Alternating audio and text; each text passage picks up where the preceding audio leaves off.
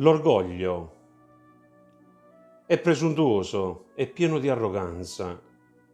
Quando si presenta in una discussione, con fare prepotente e gran baldanza, ziste capricciosa, vuoi sempre ragione.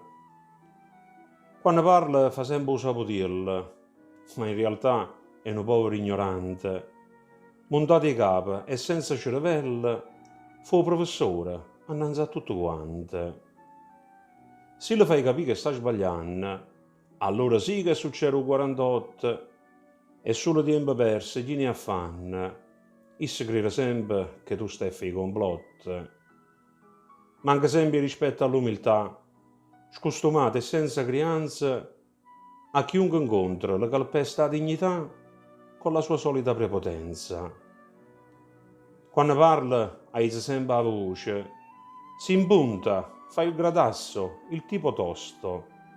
Dovunque va, distrugge sempre la pace, sa solo sbraità, ma è tutto fumo e niente arrosto.